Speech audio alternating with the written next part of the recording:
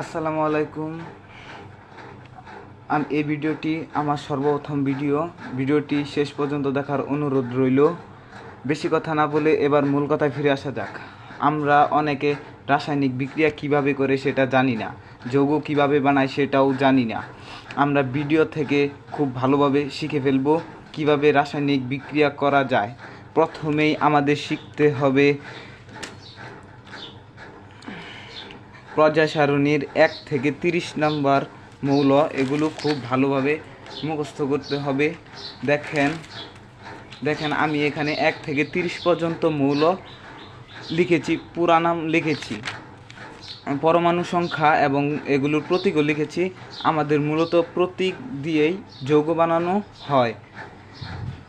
তাই কোন মৌলের কোনটা নাম আর কি, কোন প্রতীক, সেটা পরমাণু সংখ্যা, সেটা ভালোভাবে মুখস্থ করতে হবে। আমি কয়েকটা নাম বলে দিচ্ছি, যেমন হাইড্রোজেন 1 এর প্রতীক হলো H।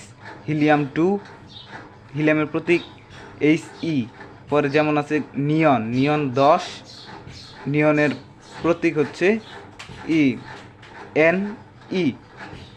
যেমন আছে সালফার S, সালফারের প্রতীক S। পরমাণু সংখ্যা 16, আর্গন 18, পরমাণু সংখ্যা 18, প্রতীক Ar। রাসায়নিক বিক্রিয়া বানাতে হলে এই মৌলগুলো শিখতেই হবে। তারপরে আপনার সবচেয়ে গুরুত্বপূর্ণ বিষয়, যেমন 1 থেকে 30 পর্যন্ত মৌল, 1 থেকে 20 পর্যন্ত মৌলে এর যোজনী বের করা খুবই সহজ। আপনারা সহজেই শিখে ফেলবেন। যোজনী বের করার আগে আপনার 1 থেকে 30 মৌলগুলোর মধ্যে কয়টি নিষ্ক্রিয় গ্যাস আছে সেগুলো আপনার ভালোভাবে জানতে হবে। 1 থেকে 30 মৌলগুলোর ভেতরে নিষ্ক্রিয় গ্যাস আছে মাত্র 3টি। সেগুলো হলো এই যে হিলিয়াম, নিয়ন, আর্গন। এবার কিভাবে আমরা যোজনী বের করব সেটা দেখেন। সর্বপ্রথম মৌলটা কি? হাইড্রোজেনের পরমাণু সংখ্যা কত? 1।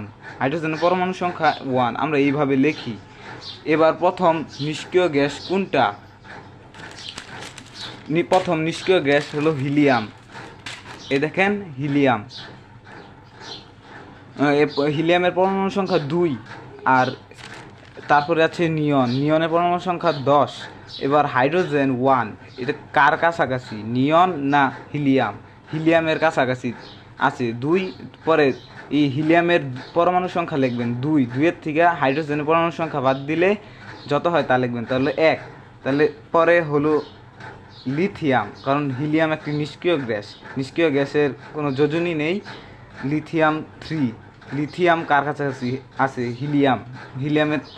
লিথিয়ামের 3 পরমাণু সংখ্যা থেকে 2 বাদ দিবেন, তাহলে 1 হবে। এভাবে আমরা 20টি মৌলের যোজনী বের করব।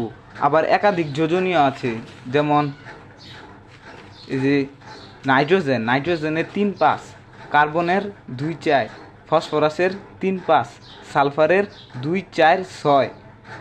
1 থেকে 20 মৌলের বাইরের কিছু পরমাণু আর এই পরমাণু মৌলের যোজনী ফেরাস 26-2-3, কপার 29-1-2, জিঙ্ক 30-2, লেড এটা হলো 82 পরমাণু সংখ্যা Pb 2-4, সিলভার Ag47-1। এগুলো আমাদের খুবই গুরুত্বপূর্ণ। এরপরে আপনার রয়েছে যৌগমূলকের উচ্চারণ। যৌগমূলকে অক্সিজেনের সংখ্যা বেশি হলে 1 উচ্চারণ করতে হবে, আর যৌগমূলকে অক্সিজেনের সংখ্যা কম থাকলে 8 উচ্চারণ করতে হবে। যেমন SO4 আছে sulphate, SO3 sulphite, SO4 phosphate, PO3 phosphite, CO3 carbonate, CO2 কার্বনাইট, NO3 nitrate, NO2 nitrite, chlorate 2, এগুলো ClO ক্লোরাইড। পরে আছে ফেরাস ফেরাস এর যোজনী দুই রকম, একটা নাম হলো ফেরাস, একটা নাম ফেরিক। ফেরাসের যোজনী 2, ফেরিকের যোজনী 3। এরপরে আছে আপনার যৌগমূলকের উচ্চারণের সময় শেষে যদি আম সাউন্ড আসে তাহলে তাদের চার্জ ধনাত্মক হবে, আর অন্য সকল ক্ষেত্রে ঋণাত্মক হবে। যেমন অ্যামোনিয়াম NH4, আম শব্দটা আম সাউন্ড আসছে কিন্তু, তাহলে দেখেন উপরে প্লাস হবে। ফসফোনিয়ামের মধ্যে আম শব্দটা আসছে, তাই ফসফোনিয়ামের প্লাস হবে উপরে। সালফেটের আম শব্দটা আসে নাই, তাই উপরে মাইনাস। কার্বনেটের মাইনাস, হাইড্রোক্সাইডের মাইনাস। আর এর মধ্যে একটা ব্যতিক্রম আছে, সেগুলো হলো নাইট্রোজেনের যোজনী 1 সব সময়, যৌগমূলকের সময় নাইট্রোজেনের যোজনী সবসময় 1 হবে। এবার আপনারা দেখেন কিভাবে আমরা এই যৌগমূলকটা করব। বোরন সোডিয়াম, বোরনের বি লেখেন, সোডিয়ামের Na। বোরনের যোজনী কত? বোরনের যোজনী হলো 3, এই যে 3। আর সোডিয়ামের যোজনী 1। এরা একে অপরের সাথে বদলা বদলি করবে। আপনারা ভালোভাবে দেখেন।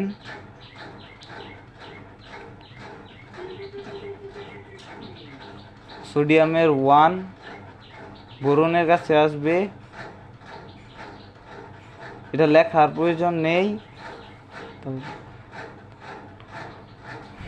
বোরনের 3 নাইট্রোজেনের কাছে যাবে 3, এই যে এইভাবে লিখবেন। তারপর আছে লিথিয়াম কার্বনেট, লিথিয়ামের Li, কার্বনেটের CO3।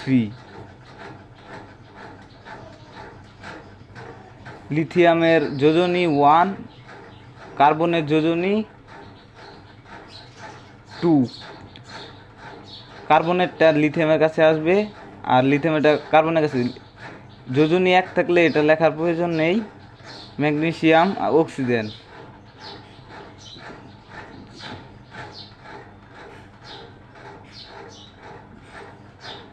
ম্যাগনেসিয়ামের 2, অক্সিজেনের 2। এরা কাটাকাটি যাবে 2 এ 2, তাহলে হবে MgO। পরে আছে ফেরিক নাইট্রেট, ফেরিকের Fe, যোজনী কিন্তু 3, ফেরিকের। নাইট্রোজেনের কত? 1।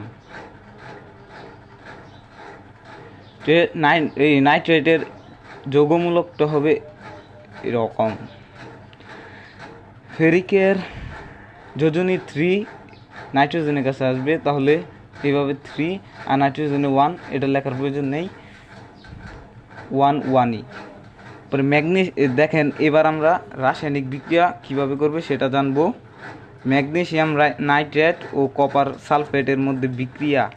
এই দেখেন magnesium nitrate, magnesium nitrate,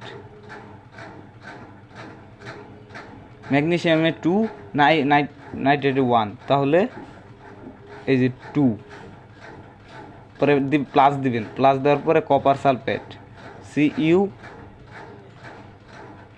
সালফেটের SO4।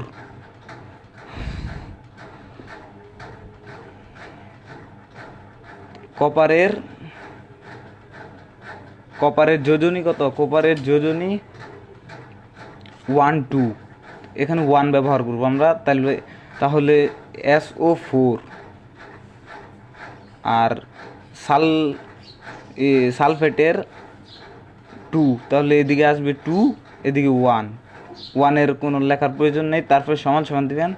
তারপরে ম্যাগনেসিয়ামের সাথে সালফেটের যৌগ হবে, আর নাইট্রেটের সাথে কপারের। তাহলে প্রথমে ম্যাগনেসিয়াম আর সালফেটের যোজনীটা করব, এই যৌগমূলকটা করব। ম্যাগনেসিয়ামের যোজনী 2 আর সালফেটের যোজনী 2, তাহলে 2 কাটা, 2 ভাগ যায় না, সেজন্য Mg আর SO4 প্লাস।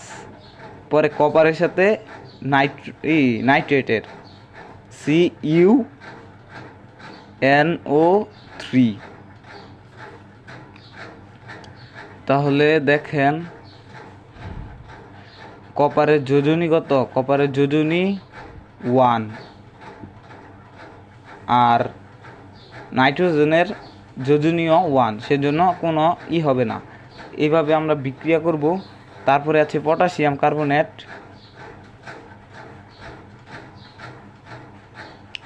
পটাশিয়ামের P, কার্বনেটের হলো CO3। পটাশিয়ামের যোজনী কত? 3, সেজন্য এখানে 3, আর কার্বনের যোজনী কত?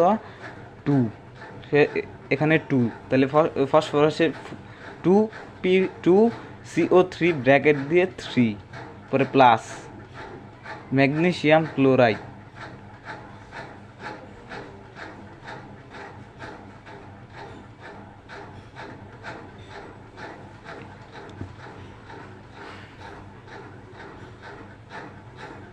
এটা এখানে ক্লোরাইড হবে না, ক্লোরেট হবে, সরি আমি ভুলে দিয়ে দিয়েছি, এখানে ক্লোরেট হবে, ক্লোরেট। তাহলে Mg ম্যাগনেসিয়াম আর ক্লোরেট, ম্যাগনেসিয়াম ক্লোরেটের Cl2, তাহলে ম্যাগনেসিয়ামের যোজনী কত? 2, এই যে 2 ব্র্যাকেটের 2 পুরোটাই লিখতে হবে, আর ক্লোরিনের যোজনী হলো 1, তাই এটা লেখার প্রয়োজন নেই। পরে প্লাস, প্লাস না, সমান সমান,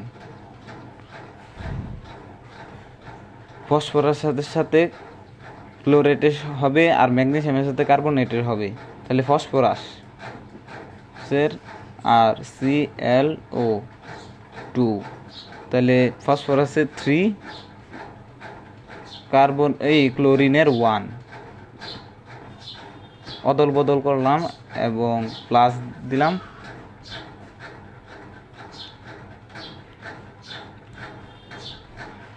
পরে আছে ম্যাগনেসিয়াম আর কার্বনেট, MgCO3।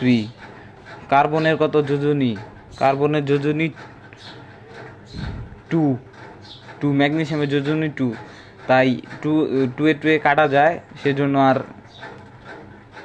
লিখলাম না, কাটাকাটি করে MgCO3। আমরা এইভাবেই রাসায়নিক বিক্রিয়া শিখে ফেললাম। রাসায়নিক বিক্রিয়া করা খুবই সোজা, তাই আপনারা মনোযোগ দিয়ে ভিডিওটি ভালোভাবে দেখার জন্য ধন্যবাদ।